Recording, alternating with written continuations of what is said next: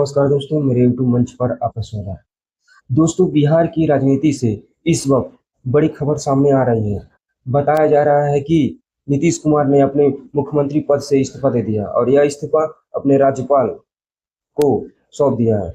यह तो बिहार समय के चुनाव के पहले ही पता चल गया था कि भाजपा नीतीश जी के चेहरे का इस्तेमाल कर रही है, उन्हें किनारे लगा देगी। लेकिन इतनी जल्दी किनारे लगा दिए जाएंगे, नीतीश कुमार ने सोचा भी नहीं होगा। जेडीयू के कार्यकर्ता ही ले रहे हैं, गौर से सुनिए, मुर्दाबाद के नारे। अब इन नारों में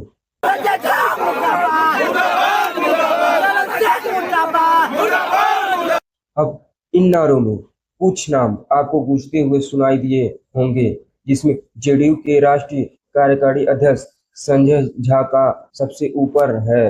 ये पहले भी बीजेपी में रह चुके हैं, फिर बीजेपी से जेडीयू में आए और फिर जेडीयू उन्हीं की हो गई और उन्होंने पूरी जेडीयू बीजेपी के हाथों गिरवी रख दी। यह बात कोई और नहीं, खुद जेडीयू के नीतीश कुमार के चाहने वाले कार्यकर्ता, दूसरे नाम लिया जाता है लल्लन सिंह का।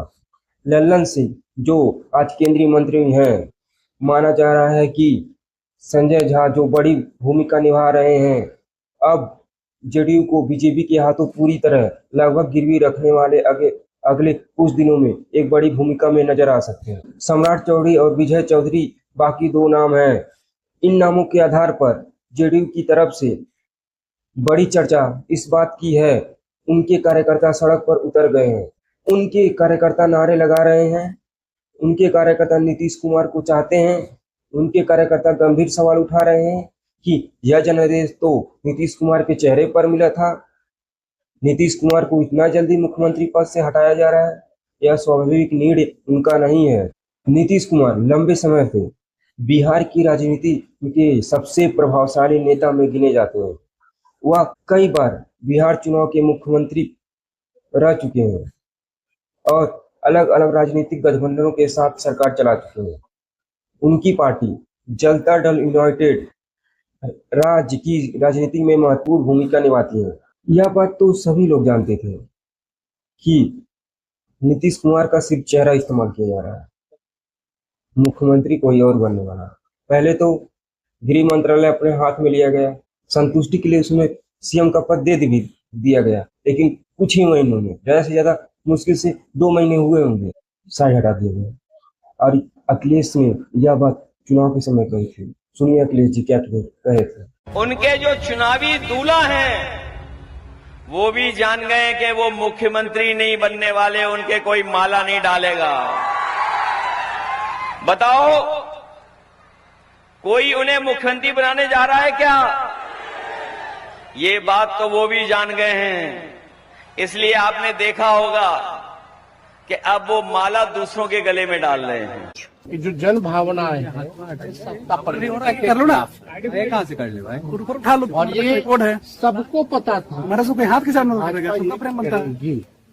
और भाजपा जिस सहयोगी दलों के साथ रही है, सबसे पहले अपने सहयोगी दलों को खत्म कर, चाहे तमिलनाडु में AIADMK हो, शिवसेना हो, महाराष्ट्र में अकाली दल हो, या बीच में आपकी महबूबा दीदी थी, उनकी पार्टी, आपके चौटाला जी की, कहीं भी आप देखिएगा, north east west south, Bhajpa जो है पूरी तरीके से आरएसएस का एजेंडा जो है वो लागू करना चाहती है।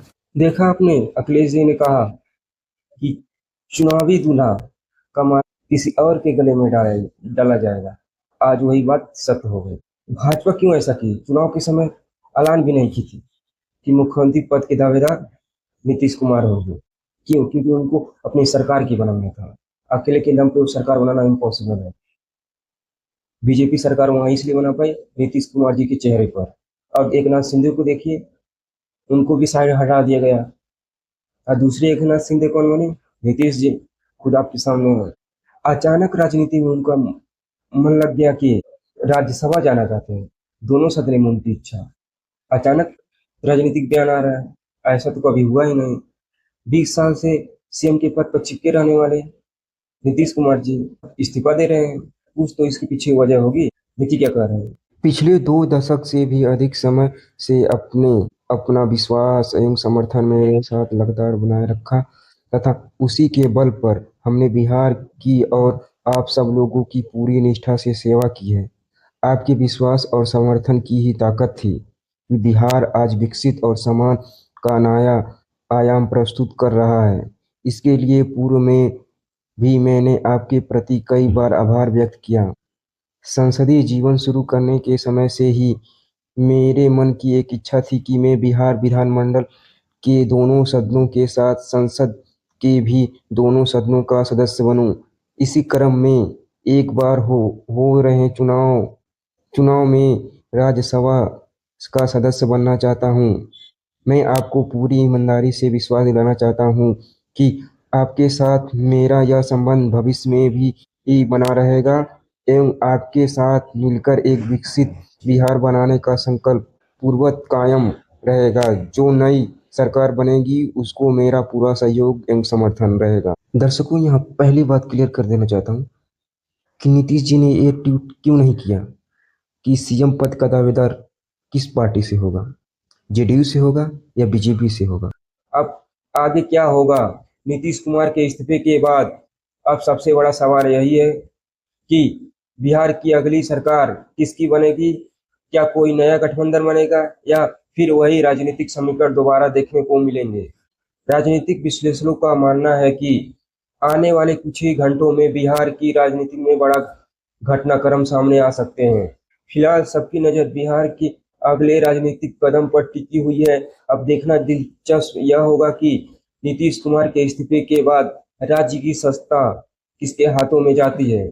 इस खबर पर आपकी राय क्या है, कमेंट में जरूर बताइएगा।